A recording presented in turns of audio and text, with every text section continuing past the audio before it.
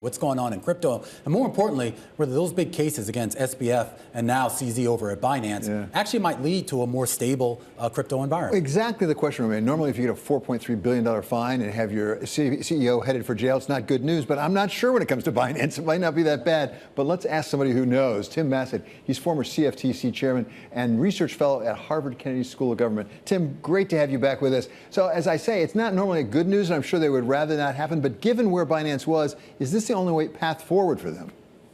Well, I think it was. This is a very important settlement, and it will help limit the use of crypto for money laundering and for financing terrorism and other illicit activity. Binance is the largest crypto trading platform, and now they will have to comply with some basic laws about that. But to your point, or to Romaine's question, not at all clear that this is going to improve investor protection overall. I frankly don't think it's likely to change that for U.S. investors. Frankly, it'll probably just make it harder for U.S. investors to use Binance, because what Binance was doing before was actively courting U.S. investors without complying with U.S. laws. Tim, what if anything does it say more broadly about cryptocurrencies? Because there are those who say the most use case for a cryptocurrency is actually doing things that are illegal. And some of the things alleged here are pretty awful, including financing Hamas, goodness sakes. Well, they are, but I think it's important to remember that from what we know, those transactions still represent a fairly small amount of the overall crypto activity. Now, we don't know that for sure, but I think most of the analysis that's been done on Hamas would say, look, Hamas only gets a very small part of its funding from crypto. And with Binance, you know, even the transactions that were deemed to have occurred between U.S. persons and persons in sanctioned jurisdictions, the Treasury Department acknowledged that these were only a very small part, less than a fraction of a percent of Binance's overall activity. So, you know, the people that look at this and say, see, this shows crypto is only for illicit activity and this means crypto will fade away, I don't think we should conclude that. I think crypto is here to stay, and we still need to improve investor protection. Does this case, the Binance case, and for that matter, you can throw in the SBF trial as well, does that actually, Joe, change the complexion of how people are going to view crypto? I mean, it may be here to stay, but has that complexion changed? Well, certainly it does. I mean, I think it wakes people up to the fact that there are problems here. There is the potential for crypto to be used for illicit activity, and there is a lack of investor protection. But what concerns me, Romaine, is still that at least in the U.S., we just don't have a consensus on how to move forward.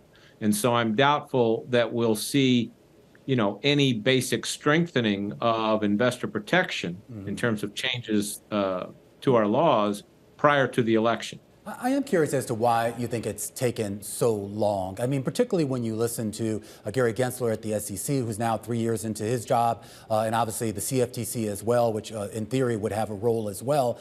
3 years is a long time, and we still have not gotten a formal proposal as to how they're going to regulate. Well, the SEC and the CFTC have used their existing authority to bring enforcement cases. And those cases are very important, and I support what they've done. But I don't think it's enough, because we have this fragmented regulatory system, and in particular because we don't even have a federal regulator of the spot market for trading in crypto, which is where most of the activity occurs.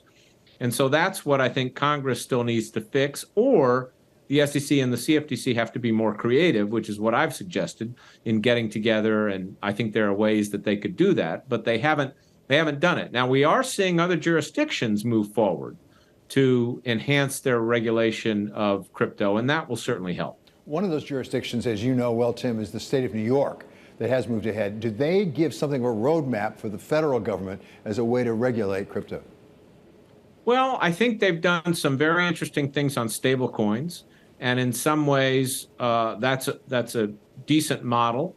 I think we still need a federal framework, and even the head of the New York Authority, Adrian Harris, will acknowledge that we need federal regulation here.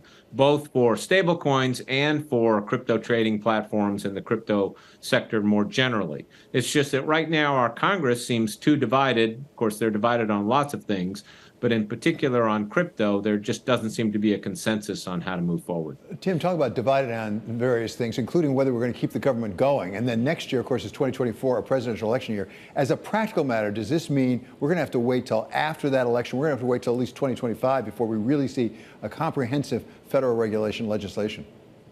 I think it's likely. I would say that on stable coins, there's maybe a slightly better chance that we might see some movement there in the creation of a federal framework.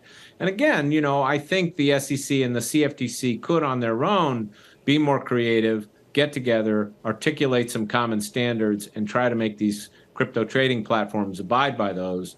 But thus far, they haven't done that.